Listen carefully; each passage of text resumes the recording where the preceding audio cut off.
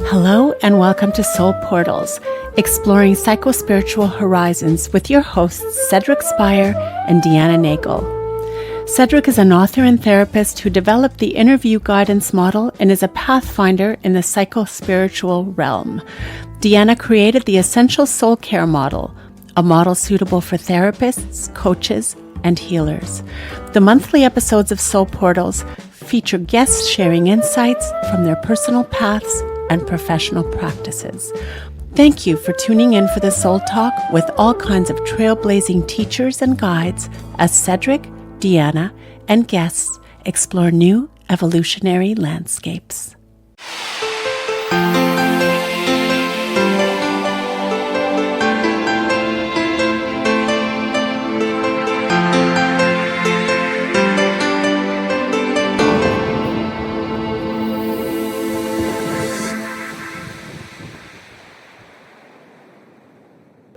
I like to start with a generic opening invocation, which goes like this. May the spirit flow freely through our conversation and this gathering, allowing it to be both energizing and edifying. And we have, of course, Emmy van Deurzen, who's well known to many of you, a pioneer of existential therapy, author of countless books, and director of organizations worldwide for the practice promotion of existential counseling and therapy. And in preparation for this, I read this book of hers. Very fascinating. I recommend it well, I don't know the others, but for an introduction to her thought, her work. So for the opening quote, I always do an opening quote. I tried to find something that would be a nutshell version of your themes, Emmy. So this one goes like this. Living is about negotiating conflict, facing contradiction, dealing with dilemmas, tolerating paradox. We are always somewhere in between, no more and not yet, between birth and death, freedom and necessity, isolation and belonging, faith and doubt. Embracing life means daring to greet the inevitable suffering, anxiety, and guilt, as well as the joys and the peace and the pleasure. The more we can manage to do both, the wider our horizons and possibilities will become. It's a good one. Thank you. Yeah. It just reminds me of, what we're talking about today. Very good. Yeah. And just before we started, we were talking about Rolla May. Just a brief line from him. The human dilemma is that which arises out of a man's capacity to experience himself as both subject and object at the same time. Absolutely. And I really appreciated your case studies at the end of this book. Yeah. Very well written. A very refreshing way of doing a case study. Looking at the mistakes, you mean? No, keeping it in the present tense as if you were there with you and the client and telling the story. Yes. Yeah. Okay, over to you, Diana, for the can opener question. Hi, Emmy. So I'm curious your answer to this because as somebody who tries to model and teach and supervise around concepts of psychospiritual elements, I often deal with the concept of existentialism, and a lot of my students see that as a separate thing. And so I'm wondering if you can talk a little bit about the spirit behind your work. Well, that is indeed a can opener, and that's a good one to start with. Let's get this clearly out of the way. There are many, many different forms of existential therapy, and all existential therapists interpret what existential means in a different way. And I think what I have brought to not just existential therapy, but to existential philosophy is to break through the taboo in a lot of existential therapy about having anything to do with spirituality. So there are a lot of existential therapists who are very secular and clearly atheistic and pragmatic and I would say materialist in their outlook. And I have never been in that camp.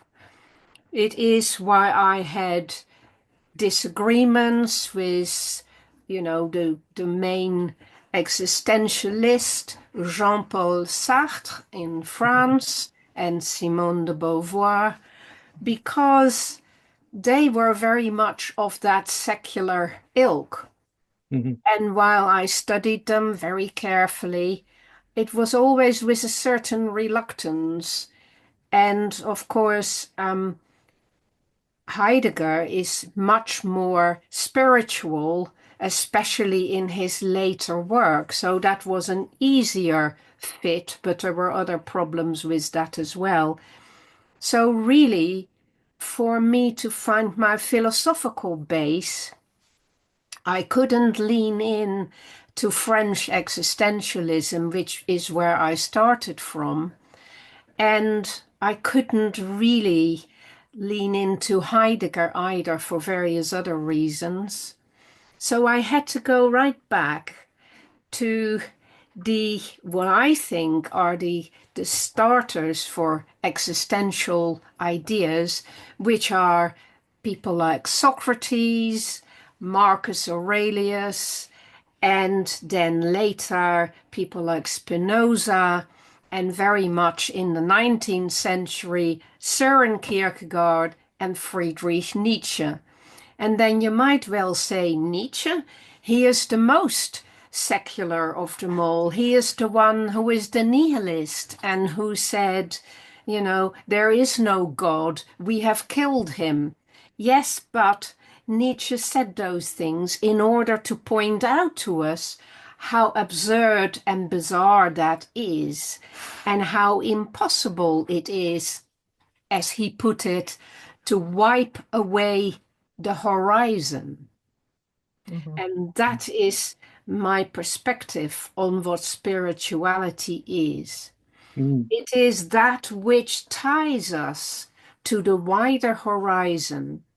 And while it has been very good, I think, for humankind to focus on material things and come to terms with how things work and figure things out, we have definitely, as Nietzsche said, tried to wipe away the horizon.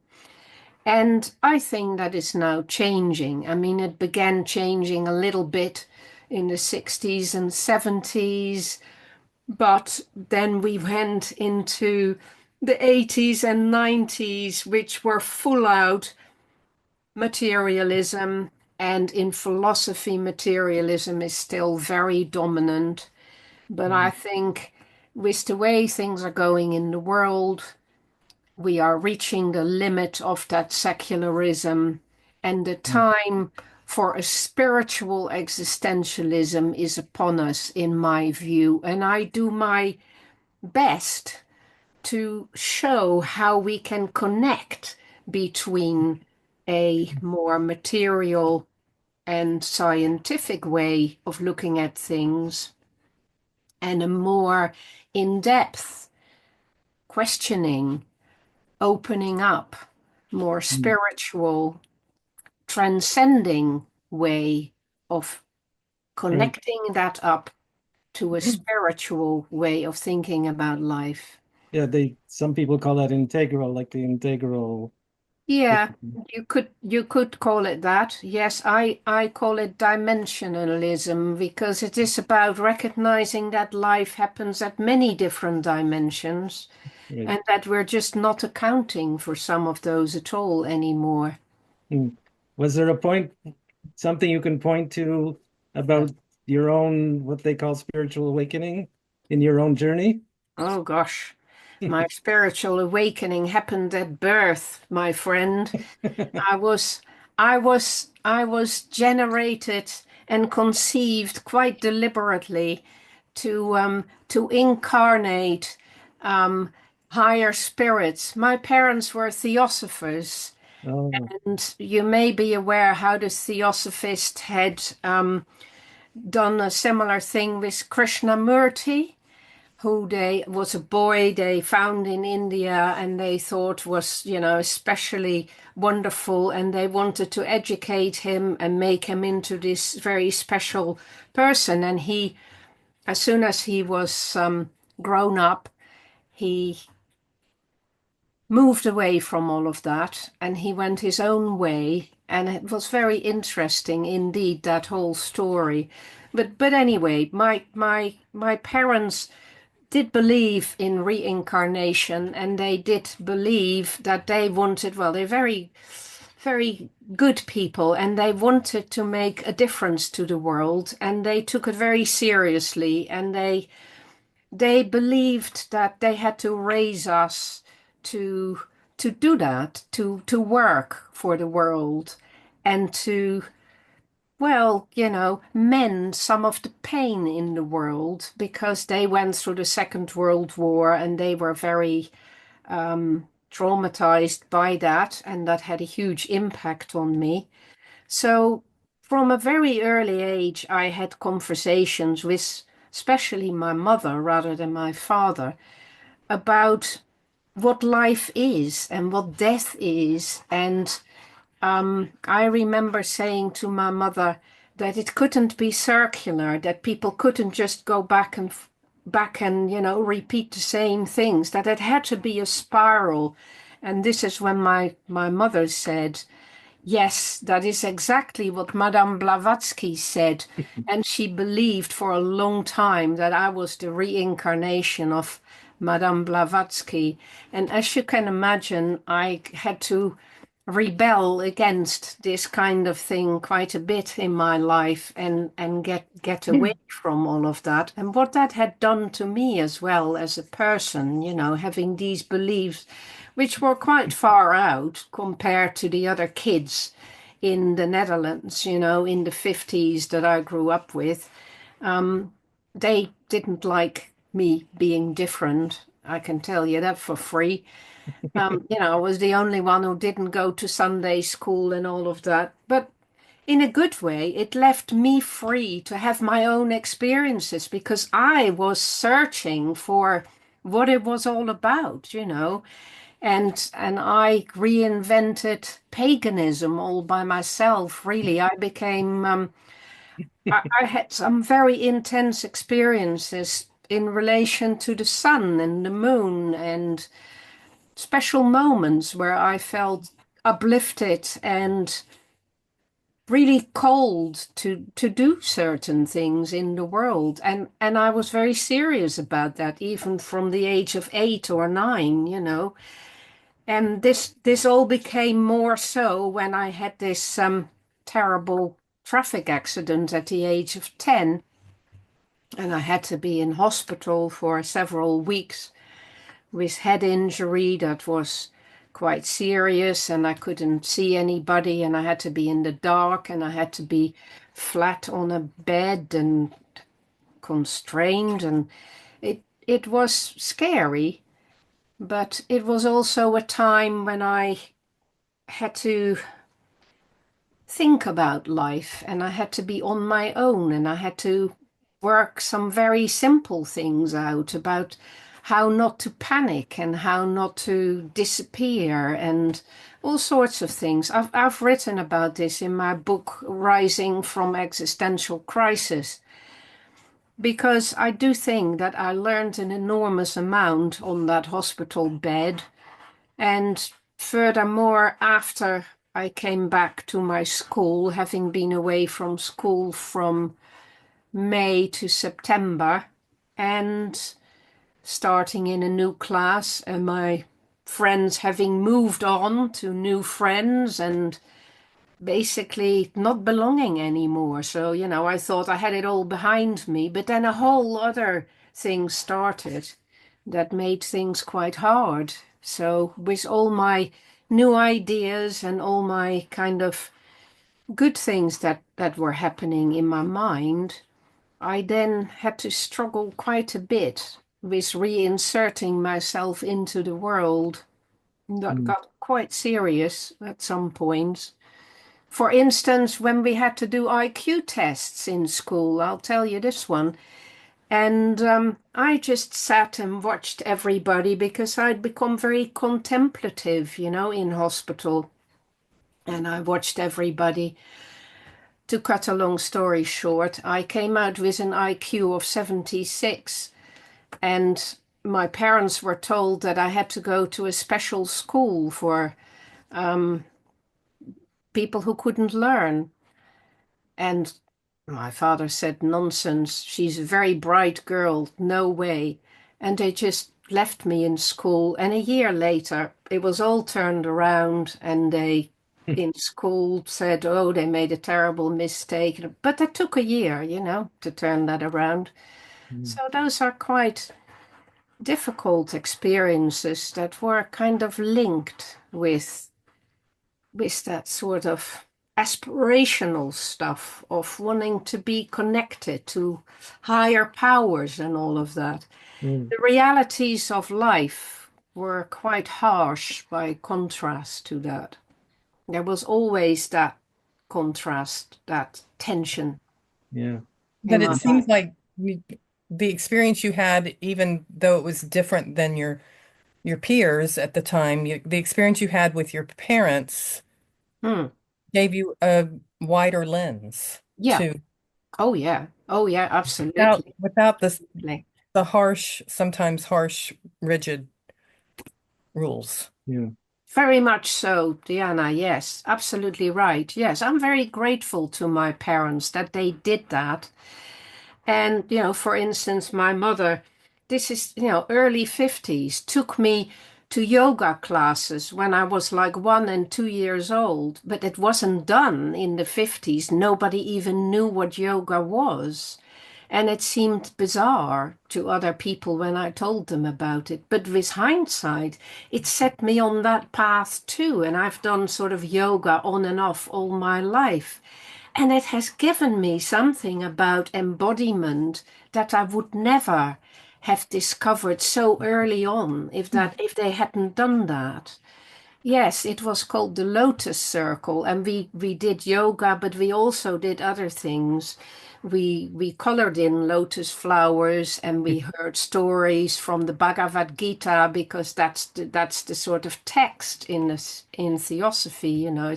It's very Hindu based, and yeah, I took things from that even at a very very young age. So that was amazing. And also, they took us traveling. That was the other thing. They felt compelled to take us around the whole of Europe in, at first, hire cars. And then, when they finally could afford a little car of their own, in our little Volkswagen with two little tents, tiny little tents, and we went to a different place every night and had to start the tent up again in the evening and pick it up in the morning. We each had our jobs. We were all, gainfully employed, doing the cooking and going into the shops and pumping up the air beds. And we all knew what we had to do. But that meant I was confronted and exposed to people in different countries my whole childhood and teenage years, and took it completely for granted that I was not just Dutch. I had to learn a little bit of German, and I had to learn a little bit of Danish and Norwegian and Swedish and French and Spanish and Portuguese. It and English. It was interesting, Languages became a way of being able to communicate with the kids in campsites in all these far-flung places that you could otherwise not talk to.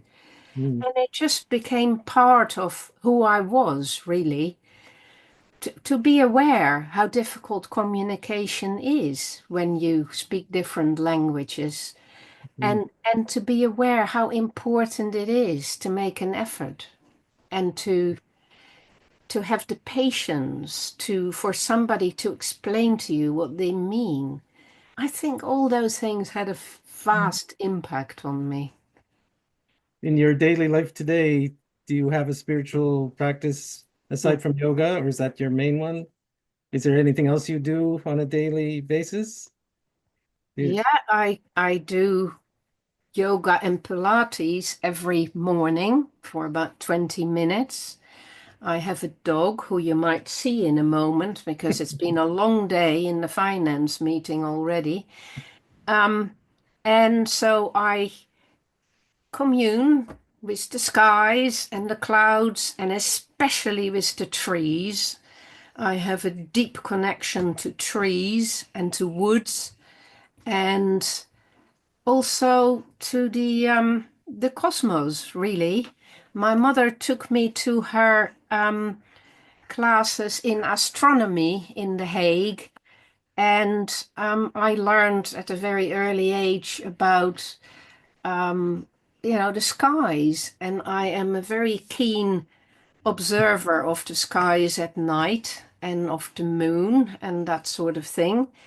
And all of that is deeply meaningful to me. I have a very deep relationship to the sun from, as I said, very early on in my life. And I have written about that for my new book, which will come out at the end of this year, about all of that. Does it have a title? No, that's a it has a subtitle, but we haven't agreed the title. I thought we had. The title was going to be The Art of Existential Freedom, but that is now the subtitle, and we are still arguing about the main title. Mm. There's a Sufi teaching that when you're observing the sky is observing you, and reversing the space. And that's what it feels like, isn't it? It doesn't feel like an observation. It feels like reminding yourself who you are, i.e., a tiny little part of all of that, and where you are and what you belong to. And that's very real to me. I am not terrifically identified with this Emmy van Deurzen character. I've always been a little bit out of that, I've always been a little bit detached from myself in that way. I think probably from about 10, from the accident onwards, because I had really weird experiences when I was in the coma, of being out of the body. And that sort of changed me. That sort of made me aware that that's not really it. The body isn't really it. That's not really who I am at all. So would you equate that experience as some people NDE near-death experience? How do you mean? When you were in the coma as a child, Yeah. would Yeah, you well, equate that to I didn't die at any point, so I didn't have technically that kind of near-death experience, but I was in a coma for about 4.5 hours. right? So that is pretty close to that. And I have lots of memories about Right. being in the coma, including of a conversation between my mother and my sister about the bike that I had destroyed in the accident, which happened to be my sister's bike, which she was very cross about, understandably. And that turned out to be totally accurate. Hmm. So when I said to my mother, "This is what I dreamt," and she said, "What?" And she said, "That's word for word what we said to each other," which would have happened while I was in the coma. It's when the police came to their door, with the. And since then, you've had a lot to teach about the meaning of suffering, Yeah. right? How important it is, and Hmm. that continuous happiness is not the goal. Definitely, happiness is not the goal. Definitely, it's much more fluid than that. Yeah. It's the ability to experience that is the goal, and that includes negatives and positives and the whole spectrum in between. So it's about lending yourself to being open to those experiences. That is the goal. Yeah, the best No, definition. yeah. Sorry. No, I'll just repeat. No, it's not about happiness. Yeah. The best definition I heard of therapy, the simplest one, is it's not about helping someone feel better, it's helping someone get better at feeling. Yeah. Who said that? I don't know. It's in the public domain now. Yeah. And then I also really appreciated your words about therapists really not being able to be unbiased, that we come into the therapeutic relationship with our own array of experiences and feelings. And I like that you say it is possible to be professional and at the same time engaged and caring. So I appreciated that. And because that's how I work. It's not how I was taught, though. But I was taught that because, my first degree and my first master's degree were in philosophy, and I specialized in phenomenology. And I was taught by a very well-known, in France, phenomenologist called Michel Henry. And phenomenology is all about that. It is about coming up with an alternative to science that brings subjectivity and objectivity together.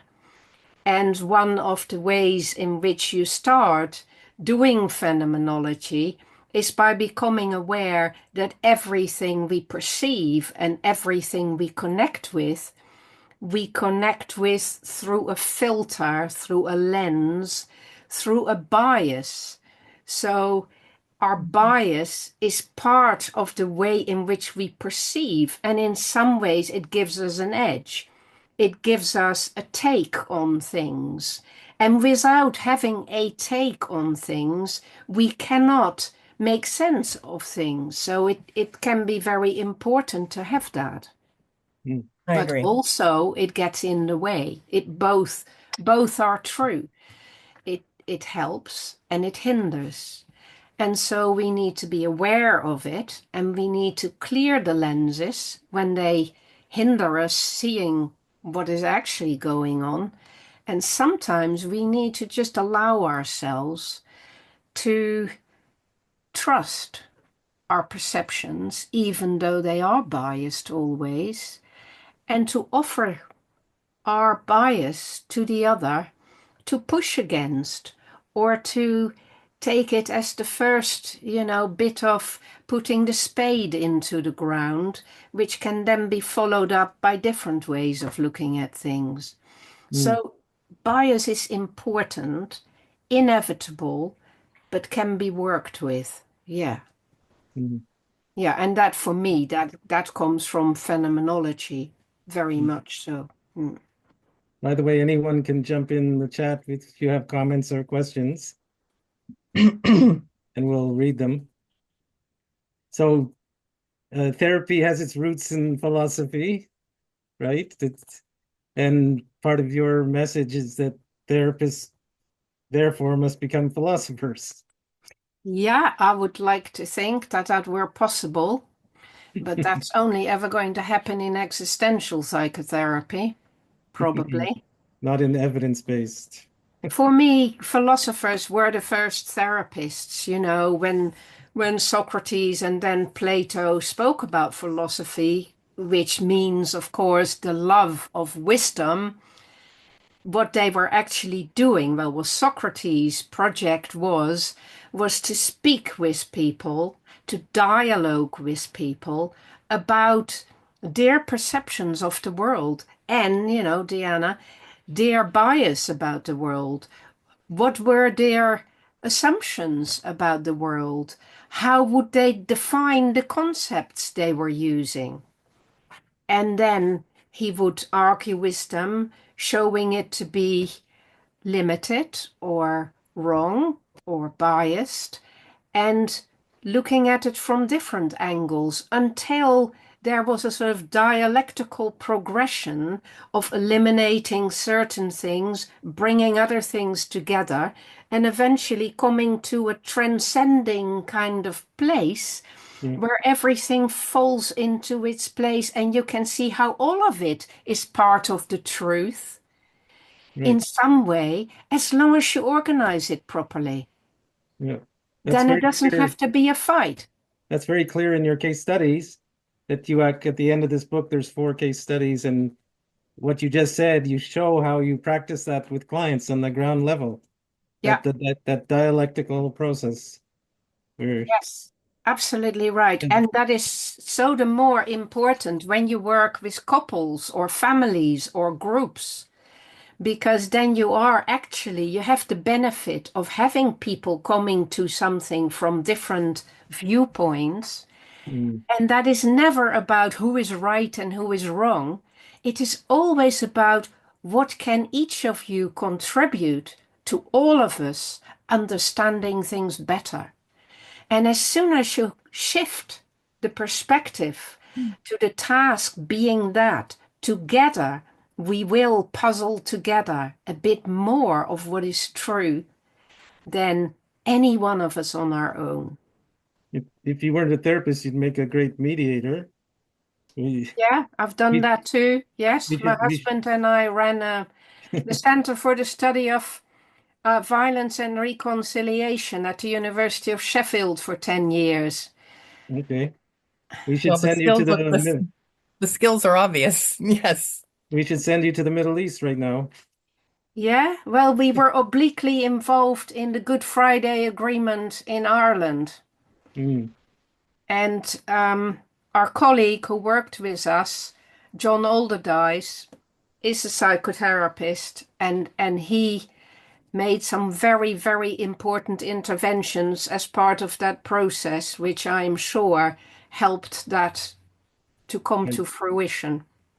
and do you know Marshall Rosenberg and NVC? Because he did a lot of that kind of work.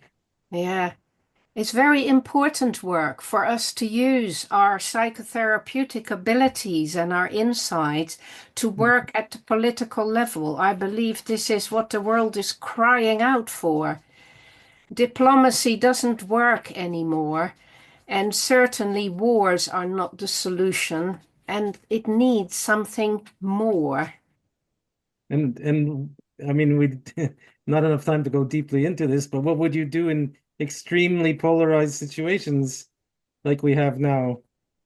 Like Well, how would you intervene? exactly what they did in Northern Ireland. Do you know what they did?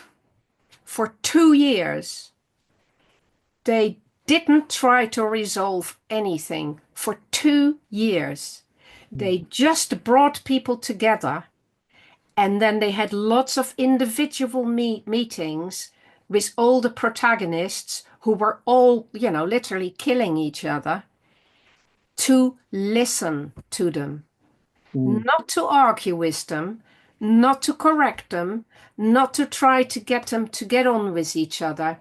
Each got to be listened to. mm, And that is what I teach my students when I teach existential couple work. I teach them to do individual therapy in the room with the other partner there. So one person witnesses their partner just being listened to and understood and being facilitated to express what really concerns them. And mm. so they basically pick up counseling skills, they pick up listening skills themselves, and they change and they start listening to each other. And you don't have to do anything anymore. So you don't actually mediate, you just teach people to stop, to look, and to listen. Mm. And then And let's figure it out.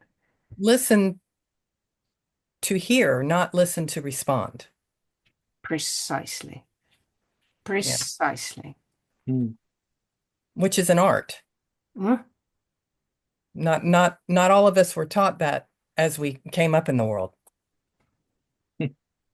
It's one of the biggest things that comes up in supervision for me with my supervisees. It's like I can tell that they're listening to their clients to respond and they're not hearing the whole story.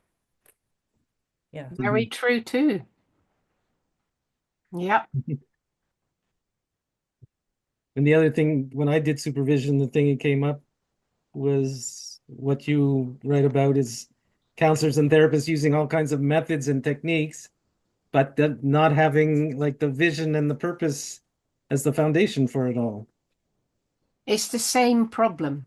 Yeah. It's really human beings trying too hard to meddle with other human beings and to apply technology to it, instead of realizing that we are all human together and that if we just allow ourselves to be more aware as human beings, everything starts unfolding and opening up and looking quite different. No longer so controversial or different or, aggressive or violent or no, we're actually all very much similarly engaged with trying to live and feeling a lot of the time that that's pretty hard and that we're probably failing in lots of ways. And because we're failing, we must try harder. So we must have more techniques or more interventions or more cleverness. And we just add layers and layers upon layers instead of undoing it and Yeah. opening it and letting it be. Letting it be. Because that's where the attunement happens. Yes, and the resonance. Right. Keywords. Yeah. Yeah.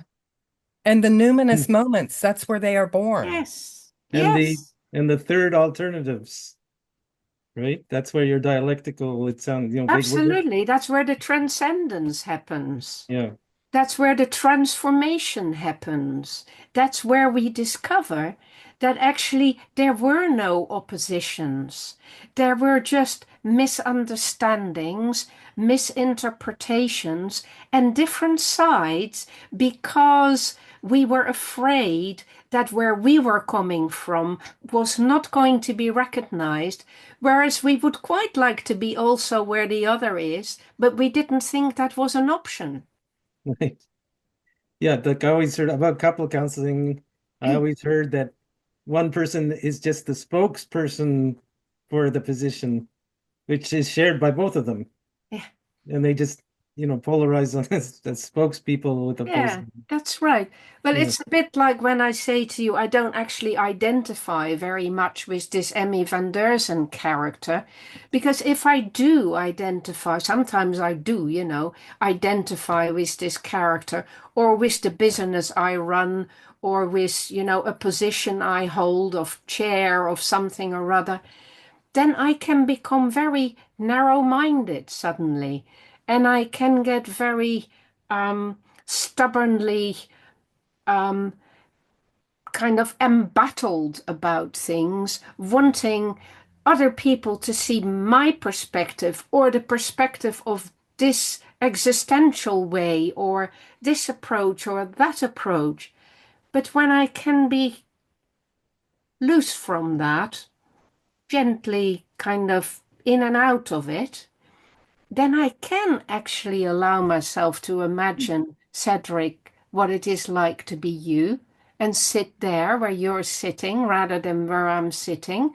Or Diana with her lovely flamingos behind her. And, I can dream away into that quite easily and picture myself sitting in your chair and what I would see out of your window if I went to look out of my Floridian window. I find that amazing. It's a Mm, bit like what we do here, we come together and very briefly we connect and something happens. We get taken out of our usual perspective, don't we? mm. Yeah, I love the synergy, the emerging properties. Do Well, you and I remember them? remember, Go go ahead. ahead. I remember at some point in graduate school, this was a very, very long time ago, being told to, and this was way before Zoom, so being told to have a blank slate as your office. Yes, Don't definitely. Oh don't gosh. have a personality and don't bring your personality into your Oh yes. office space. Oh And yes. that was an expectation. It's like it is what it is. It's just the way we do it. I was Mm. told off by my supervisor in the early 70s, who was a psychoanalyst, for even having a picture in my office Yeah. because The, that the, was bad. the But That then therapist. was in, my life, and you're not allowed to do that. but No. then given what we just talked about, when especially with Zoom, as we're able to have a view Yeah. of our client's space and they have Yeah. a view of our space, that just seems so much more, as you would say, dimensional. Like Yeah, it's I agree. I agree. I think that's one of the big advantages of online work, that you actually get to see the client in their environment rather than them coming to your mm, artificial office where they're, like a fish out of water, quite frankly, and on the back foot a lot of the time at first. yeah, They settle in later, but you know what I mean. With this, yes, and I quite enjoy, putting little bits into the mix, and people will ask me about it. Is that one of your pictures? Yeah, it's one of my paintings. Yes, yeah. I'm very happy to talk about that. I have a copy of my new book still behind me from the book launch, John. So I leave it there for a bit because that's quite nice sometimes to have it there. And all of that is grist for the mill. Yeah, the therapist that I saw had this huge anchor, like a ship's anchor, in the his office, and that was, one of the best things about the therapy. That like the going in there and seeing that anchor. Wow. Speak of anchoring. Yeah, Amazing. yeah. You remember the Maharishi in the 70s? Yes, do I just. Okay, so I have a great story getting back to happiness as the goal, right? I mean, so there's a famous at the time Jewish journalist works for the CBC, and she was doing an interview with the Maharishi, and he was beaming and glowing and giggling like he always did, and he tells her, "Life is bliss. Life is bliss." So, so she had the best comeback. She said.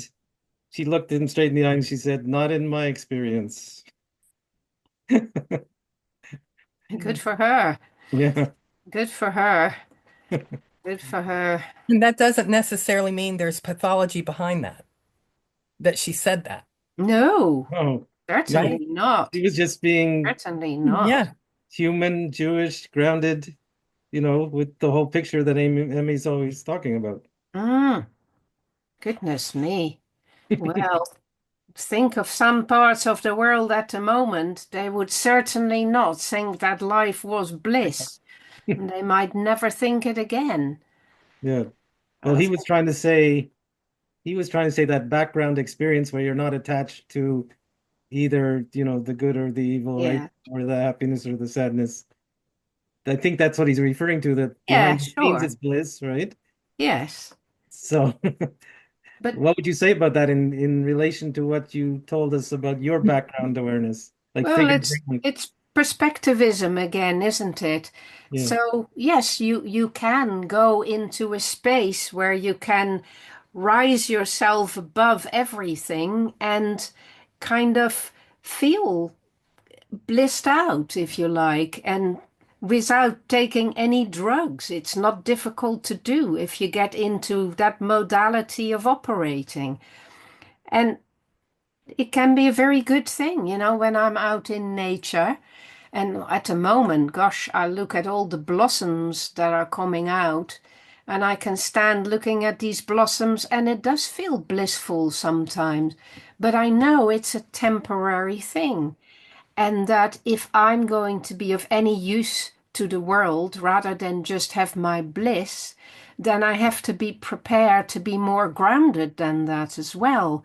And I have to face up to my own shortcomings, and I have to face up to the shortcomings in the village around me, and I have to face up to the shortcomings of all the people around me. And I have to be prepared for catastrophes to happen and to do something about it instead of to think, oh, well, I'm above it and I can still be in bliss. Yeah. There are practical requirements in the world that I feel not just obliged, but just as motivated to do something about as I feel motivated to experience these other things too. Yeah. It's not either or, it's Right. both things and yes. And you have to go to financial meetings, which is good therapy for you because you can retain your bliss in a financial meeting. Yeah, kind of. It's hard not to get upset when you hear certain things, isn't it? Yeah. Yeah. But you said early on in our talk that you even as a child you were raised with this sense of giving back of with purpose. And so in the woo community we call that being a light worker. And that's what you are exemplifying, is that yes, we're here and we can have bliss, but we also have, as you said, responsibilities. There's work to be done. Yeah. Yes. Yeah. Isn't it basic like figure ground reality, that reality is both figure and ground? Is like that? Yeah, if you like. If you like. I think it's much more complicated than figure and ground.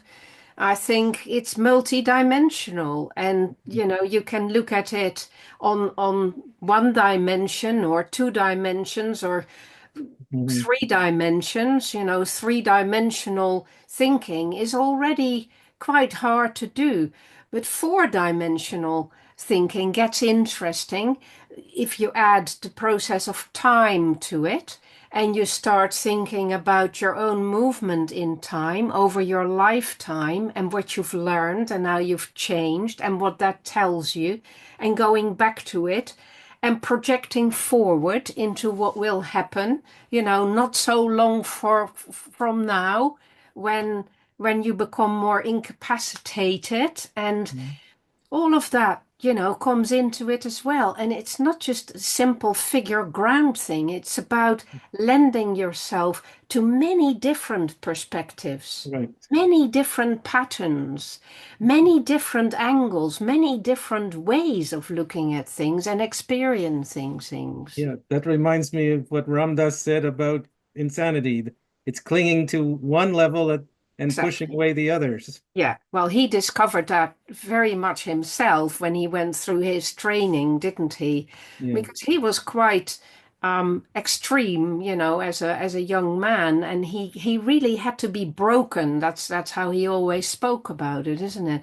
He had to break through his own arrogance and his own determined attempt to achieve things, and just to learn to let it be and to see all the different aspects of what is. Mm. And he just couldn't do it at first. And I think his journey is so very interesting in that respect. And I recognize a lot of that too.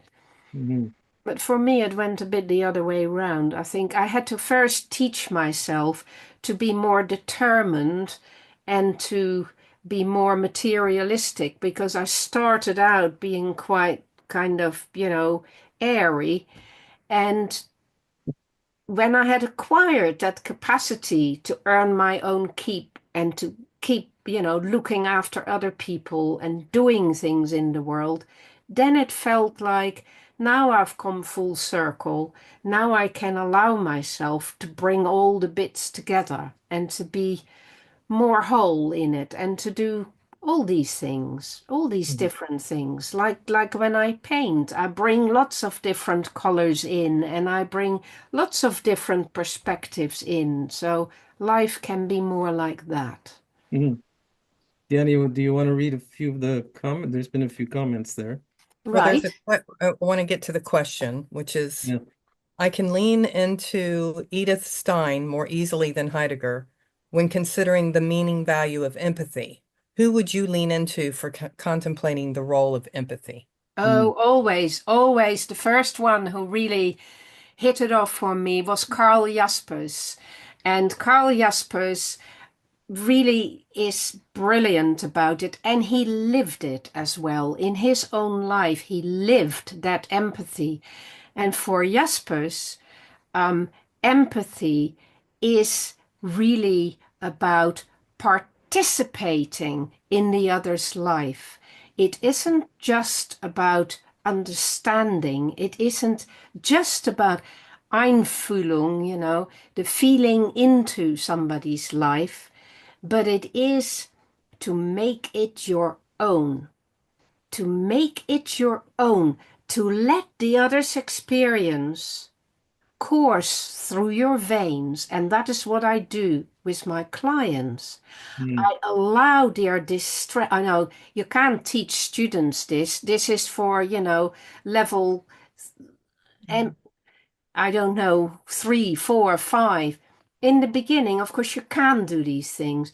But what I learned to do was to allow myself to be affected and then infected by the troubles of another person and to allow myself to find the inner struggle that I would have to feel and endure to find solutions. Not that I do it in order to find the solution for the client, but only if I am in that place where it matters, do I find in my heart the right way to speak to them, to trigger that desire in them to find their way out of it. Very, very well said. Someone has a question, well, in the 3 dots after their statement. I love couple work, but some partners are not ready for learning how to listen, whatever our best intentions to model that. Yeah, you'd think so, wouldn't you? With people like that, I have a different remedy. I just separate them and I just do individual therapy with them for a bit separately. And then gradually I bring them back together in the room and I don't allow them to argue with each other at all. And of course, not everybody is going to go deeply into understanding themselves, but everybody in every couple is always full of pain and full of disappointment and full of grudges and full of resentments. And when we start to work on those and we begin to see where those come from, what they are really about. What is it really that your partner is taking away from you? What is the real threat here? What is the real danger here that you are exposed to? Because, they're at war and that's how they experience it. They're threatened by the other. When they start to do that and they start to penetrate a little bit deeper into their own heart and mind, I think they learn to be capable of doing it. It'll take longer, but they can listen to themselves like we all can. We have that innate capacity to hear ourselves. We hear our feelings. We know when it's wrong. We know when somebody isn't, good enough with us. And to just connect to that point with patience and forbearance, I think at that point, I don't need empathy because I can't have empathy, but I need forbearance for the person in their pain. And they're always in pain. They're always in pain. If they cannot listen, it is because the barrier of pain is so great that they're behind this pain wall. Mm. Agree, absolutely. That was very beautifully put. Yeah, so we're at the time 1:59. Someone, I'm sure, speaks for the group when she says, when she says, "Thank you, Emmy, for an incredibly inspiring conversation." Good. I'm glad. I'm glad. And I haven't, It was very nice. It went very fast, you guys. yeah, Made it very, very interesting. Thank you so much. and And I thank have you, John, as always, and your team. I have Yes. an existential closing blessing, Oh, which is great. may we kindle a light in the darkness of mere being.